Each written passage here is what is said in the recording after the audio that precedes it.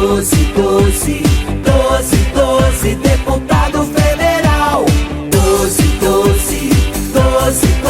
deputado federal. Doutor Oswaldo Vigas, eu pergunto ao senhor, após a convenção do PDT, realizada no dia 27 de junho de 2014, qual a sua visão referente à sociedade brasileira?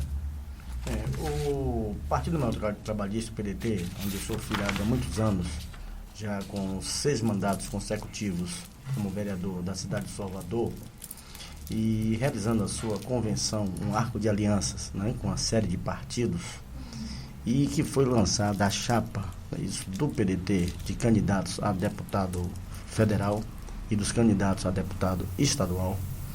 E eu, inscrito como candidato a deputado federal, entendemos de que, nesse momento, o país ele passa justamente por um processo de uma profunda reflexão. Essa reflexão porque demanda justamente do mês de junho do ano passado, há quase um ano, quando o sentimento do povo brasileiro foi às ruas solicitando uma série de serviços públicos de qualidades, quer seja na área de educação, de saúde, de segurança, de habitação, de infraestrutura. E isso fez com que os partidos, e o próprio político se procurassem essa sintonia, isso com as ruas. O meu partido sempre teve essa sintonia com as ruas, porque ele tem na sua maior bandeira a proposta da educação como transformação da sociedade brasileira. Proposta essa que não vem de agora, ela vem desde Getúlio Vargas, passando por João Goulart, Leonel Brizola, ou seja, de Anísio Teixeira, Darcy Ribeiro e hoje o Cristóvão Buarque. Claro que são bandeiras que estaremos abraçando enquanto deputado federal. No proposta não só de mudança, mas mudanças com ampliação das conquistas sociais. É isso que o povo quer. O povo quer justamente esse encontro com o seu sentimento. E dentro, veja só, das minhas bandeiras principais, teremos as reformas políticas, que é isso que a sociedade brasileira quer, a questão da reforma tributária, a questão do compromisso com a educação, para justamente podermos avançarmos na ampliação dessas conquistas sociais. E o mais importante, quando se coloca a questão dessa reforma tributária, o que a sociedade quer é justamente de que os municípios eles tenham independência financeira. Nós não podemos termos hoje os prefeitos ou governadores simplesmente gerentes de programas federais.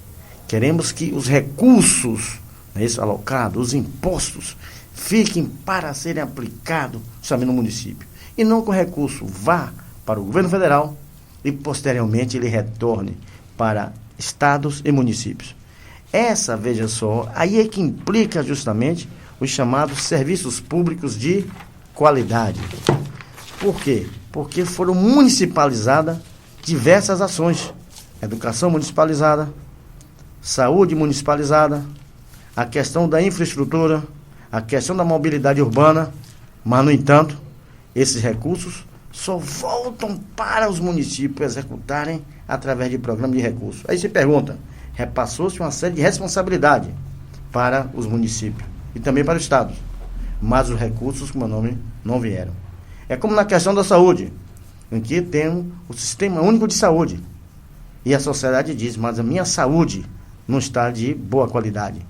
Por quê? Discute-se a questão do financiamento da saúde pública, aonde cada cidade ela tem, por força da legislação federal, aplicar 15% do seu orçamento em saúde e 25% do orçamento municipal em educação. Então, é em cima, veja só, dessas bandeiras, é isso que estaremos dentro do Congresso Nacional, justamente atuando para que essa divisão, não é isso, de renda, ela venha justamente a provocar a chamada justiça social, a chamada igualdade social, não é isso? E não é isso? Diminuir bastante a distância entre ricos e pobres. É como na questão da escola. Como eu tenho dito, e Cristóvão Buarque, não é isso, hein? Defende veementemente que a escola, a do rico, tem que ser a mesma escola de qualidade, hein? Para o pobre, porque é lá que começamos a transformação. E além do mais, eu que tenho andado aos municípios do estado da Bahia, e certamente os outros municípios brasileiros também devem ver essa situação. É a chamada tecnologia da informação. É inadmissível que você chega numa cidade tal, em que grande parte daqueles moradores não tem acesso, não é isso, à tecnologia da informação, não é isso, ao computador. Não tem um e-mail, não tem um Facebook, não tem um Twitter, não sabe a investigação muitas vezes em manipular, não é isso, um equipamento em pleno século XXI. Então teremos que fazermos a chamada o quê? Educação continuada dentro dos serviços públicos, principalmente na área o quê? Da educação, na área da saúde, né? Dentro do próprio serviço público enquanto o quê? Estrutura. E aí você teria que ter um envolvimento, não é isso, do próprio poder estadual, do poder municipal e do poder o quê? Federal. Chegamos no município que vimos lá o Centro de Inclusão Digital com as portas o quê? Fechadas. A população terá que estar estimulada justamente, não é isso, para usar desse tipo de equipamento. Doutor Odiosvaldo, a sua formação é na área médica. O senhor é médico, ok? A minha pergunta é, qual a sua visão para a saúde pública para os municípios do estado da Bahia? Desde quando existe uma grande defasagem nessa área? É uma das bandeiras que eu defendo muito para a questão da saúde pública nos municípios do estado da Bahia. Primeiro é o chamado o consórcio intermunicipal de saúde entre determinados municípios. Veja você, por exemplo, naquela região de Santo Amaro da Purificação, Candeias, São Francisco do Conde, São Sebastião do Passé. Em Santo Amaro você tem uma Santa Casa de Misericórdia. Em Candeias você tem uma outras unidades hospitalar. Em São Francisco tem um hospital público municipal. Um cidadão daquela região que precisa de um atendimento de emergência para vir tratar, suponhamos, um infarto do miocárdio, ou vir tratar uma arritmia, ou precisar de uma intervenção cirúrgica de urgência, ele não necessitaria vir para o quê? O grande centro. Através de um consórcio municipal, teria-se um hospital daquela região capacitado e qualificado para fazer justamente esses atendimentos de média e de alta o quê? Complexidade. Ou seja, a verba do recurso estaria o quê? Interligada entre esses municípios. A mesma coisa a questão do leito de UTI. Então procuramos saber, nessa região, você tem algum leito para UTI? Não tem, mas no entanto, o Hospital da Santa Casa de Misericórdia, capacitado com quase 200 ou 300 leitos, estão quase desativados. Aí você poderia ver um pool de entendimento entre essas administrações municipais e justamente dizer a sua capacidade, a sua qualificação é mais nessa área. O outro poderia ser na área da ortopedia, o outro município, o outro poderia ser na área da neurologia e por aí assim. É como envolvendo os municípios de Maragogipe, Cachoeira, São Félix, Muritiba, Governador Mangabeira, e que lá também tem o quê? Santa Casa de Misericórdia, em que você poderia ter esse consórcio, não é isso? Intermunicipal de saúde, e cada uma poderia ter uma referência numa determinada o quê? Especialidade, assumir aquela bandeira e você diminuiria a pressão sobre o quê? O grande centro. Então, é essas questões básicas que teremos que ser capazes de resolver. Então, é admissível, por exemplo, que o cidadão que está numa região dessa precise de uma semi-UTI, precise de um outro tipo de acompanhamento e você tenha que vir para uma chamada central de regulação e que muitas das vezes, ou na maioria das vezes, o cidadão termina vir a falecer e não é procedido o que? A sua transferência hospitalar. Doutor Odiosvaldo, mais uma pergunta. O senhor é a favor das reformas políticas, ou seja, tributárias e políticas futuramente? Sou inteiramente. A sociedade brasileira foi no mês de junho para as ruas, justamente querendo essa sintonia, as chamadas reformas. E eu digo mais, o meu partido, o PDT, sempre defendeu a chamada reforma de bases. E eu tenho dito que essa reforma política, ela estava escrita na certidão de reivindicação do povo brasileiro, que eu chamo. É aquele discurso da Central do Brasil que o Jango fez em 1964, quando diz: eu quero a reforma de bases. E ali já se incluía a chamada reforma tributária. Ali já era colocada a reforma da Previdência. Já era colocada a reforma da educação. Então hoje o que o país está sentindo falta é justamente dessas reformas para estar em sintonia com a atualidade, com a modernidade do século XXI. E principalmente a reforma política, onde teremos que discutir de maneira clara com a sociedade a questão do financiamento público de campanha, né? A questão de sermos presidencialista ou sermos parlamentarista, o sistema nosso e forma de governo. Então são questões prementes que muitas vezes, quando o próprio Congresso Nacional ou a Casa Legislativa perderem, né, a sua credibilidade, você não ficar aguardando, não é isso? 3, 4 anos para ser julgado aquele parlamentar. Se perdeu a confiança, você tem que convocar o quê? Uma nova eleição. São essas questões que a sociedade quer discutir de maneira muito bem clara para com a classe política desse país. E o que precisamos nesse bojo dessa reforma política é consolidar justamente a nossa democracia. Doutor Oswaldo, o seu partido sempre levantou a bandeira pela educação brasileira. A pergunta é: qual a sua visão futura da nossa educação em relação ao estado da Bahia ou ao Brasil todo? Veja só, a questão da educação, já coloquei aqui, que ela vem desde a época do Anísio Teixeira, passando por Darcy Ribeiro e hoje aqui com Cristóvão Buarque, e que defende de maneira muito bem clara que o ensino infantil, né, a educação básica, ela tem que ser do ponto de vista integralizada. Tem que ser uma educação que é integral. O menino entra na escola pela manhã e sai, veja só, à noite. E depois você tem os próprios cursos técnicos, né, qualificantes. E profissionalizante para aqueles jovens que já são na sua fase da adolescência, né, entrando para a fase adulta. Recentemente, aqui na Bahia, nós assistimos, que estamos na época da Copa, a seleção alemã que ficou lá em Santa Cruz de Cabrália, em Porto Seguro. E eles fazem uma doação de 10 mil euros para aquela escola que está ali, dizendo: é para que a educação seja o quê? Integral desse jovem durante o quê? Os 4 anos para a próxima Copa. Olha só, o alemão de lá, que escolheu ali para concentrar a sua seleção, entende o projeto da educação integral, do ensino básico fundamental, faz essa, não é isso, hein? Doação, para que a escola justamente faça o seu projeto e tenha a educação, né, integral no ensino básico fundamental. E além do mais, defendemos também a chamada federalização da educação, como defende o senador Cristóvão Buarque.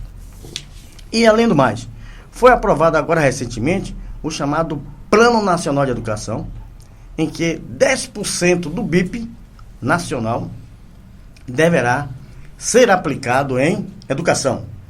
Claro de que esse Plano Nacional de Educação, dentro das propostas nossas do PDT, não contempla tudo o que nós defendemos. Mas é um avanço. É um avanço. E o que defendemos, não é isso? Além disso, é a questão da educação, veja só, continuada.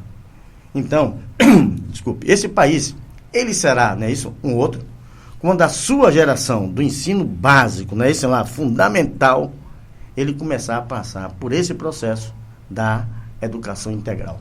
Doutor Oswaldo, futuro deputado, a pergunta é: como o senhor vê a situação da UERV no estado da Bahia, dos servidores públicos? Nós sabemos de que a UERV é uma questão de uma diferença de resíduo, não é isso? Financeiro, dos plano Collor para o cidadão brasileiro. Tanto do setor público como do setor privado. E dentro do serviço público, algumas secretarias, alguns órgãos já foram contemplados com o pagamento da RV. Podemos dizermos aqui no estado da Bahia na questão da Secretaria, né, isso, de Justiça, em que foram beneficiados todos os servidores, né, desde o menor servidor até a questão do procurador, dos desembargadores.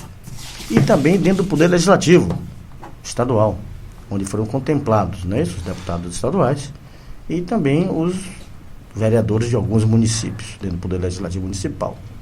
Mas o bojo maior do servidor público, né, do Estado, não foram, né, até agora, né, isso é contemplados, atingidos, que inclusive a Justiça brasileira, né, o Supremo Tribunal Federal, já lhe deu ganho de causa.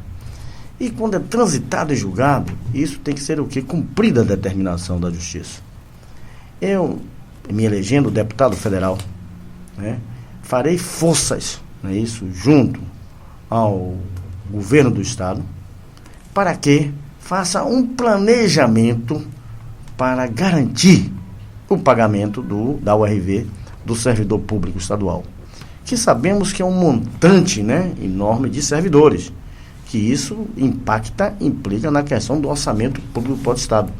Mas isso poderá ser negociado junto às entidades de classe representativa dos servidores, desde a Federação Nacional de Servidores Públicos, do Sindicato dos Servidores Públicos, da Associação dos Servidores Públicos do Estado da Bahia, a nível desse pagamento, ser procedido até de maneira o quê? Parcelada, para diminuir esse impacto sobre o orçamento, né, do Estado. Que sabemos que muitas das vezes dinheiro não tem. Não vai se dizer também aqui que vai se pagar o RV de vez. Mas você terá, né, isso como cidadão responsável no cumprimento, veja só, da justiça, ser capaz de apontar caminhos de resolução dessa demanda, que já se arrasta há bastante tempo. Então, que é de direito do servidor, é isso que é um cidadão, né? O Estado, enquanto Estado de direito democrático, será capaz de dizer, vamos cumprir uma determinação que é judicial. Por que o Poder Judiciário recebeu? Porque o Poder Legislativo recebeu. E o próprio servidor público não recebe. Quer dizer, isso não está correto. Então, encontrará aqui, no deputado federal, de Oswaldo Vigas, né, gestões, não é isso? E reivindicação junto ao governo do Estado, né, um defensor, não é isso? Para que, não é isso? Esse pagamento seja efetuado ao servidor público estadual. Doutor Oswaldo Vigas, é sabido por todo que o senhor já foi presidente do Instituto da Previdência do município de Salvador, hoje conhecido como Preves. O senhor teve uma gestão boa, certo? E a nossa pergunta hoje, como servidores municipais, é a seguinte: como o senhor vê a situação da Previdência Social nos 3 níveis de governo, Estado, município e União? O que me move justamente para colocar meu nome a julgamento popular para uma candidatura de deputada federal é tendo essa compreensão de que a política brasileira, né, ela defende-se no plano nacional e, por consequência, se estende, né, isso, suas prerrogativas para o plano estadual e municipal. E o que eu defendo muito é a chamada bandeira do municipalismo, não é isso? A independência, não é isso, hein? Financeira, né, do município, a sua independência administrativa, porque é na base do município que você consolida o processo democrático. Por isso que eu defendo essa questão da reforma tributária, de maneira clara e veemente, não é isso? Que os municípios não podem ficarem com pires na mão, dependentes de recursos do Estado e do governo federal. Quanto à questão da Previdência, que você colocou de maneira, não é isso, hein, bem clara, já defendemos essa reforma da Previdência. Defendemos a questão da reforma da Previdência, tanto a reforma da Previdência a nível nacional, a nível estadual e a nível municipal. E principalmente a nível nacional, aonde hoje você tem uma das maiores perversidades para com o cidadão brasileiro, que é o chamado fator previdenciário, aonde estará lá, se eleito, defendendo, não é isso, o cidadão, para que o governo acabe com esse fator previdenciário. O que é isso que ele quer dizer? Aqueles que se aposentaram já sabem o que é. Você se aposenta com um salário X, mas, no entanto, seu salário começa a ser reduzido, terminando ficando assalariado. E no momento em que você está mais velho e que as doenças começam a surgir, quer seja o diabetes, a hipertensão, doenças degenerativas ou outras, é quando você precisa comprar a medicação e o seu dinheiro o quê? Falta. Você se aposentou com um salário maior e está com um salário o quê? Menor. Essa é uma perversidade. Hoje já tem no Congresso Nacional alguns deputados nessa luta para a queda do fator previdenciário. Mas terá certamente, não é isso? O meu apoio, não é isso? Estarei nessa luta, nessa bandeira, nessa trincheira ao lado do cidadão brasileiro. Doutora Josvaldo Viga, estou encerrando a nossa entrevista. Desejo sua vitória. Eu diria de que justamente com o pleito eleitoral que já se inicia, né, esperando que ocorra um pleito, né, isso, com a lisura, né, isso, necessária, e que o cidadão brasileiro, né, isso, o baiano, o soteropolitano, procure conhecer seus candidatos, né, isso, faça uma reflexão, né, a ideia de que tem que dizer que deputado federal tem que gastar 4 milhões, 3 milhões, a sociedade não quer saber disso. A sociedade quer saber de uma eleição, onde o cidadão gaste sua sola de sapato, ele mostre as suas propostas, mostre as suas ideias, porque aí sim é que está, né, isso, o verdadeiro parlamentar, o seu compromisso com os interesses públicos e não com interesses pessoais. E certamente, com o meu slogan que eu tenho dito, com a força do povo para mudar o Brasil e a Bahia. É isso que esperamos. Doce, doce.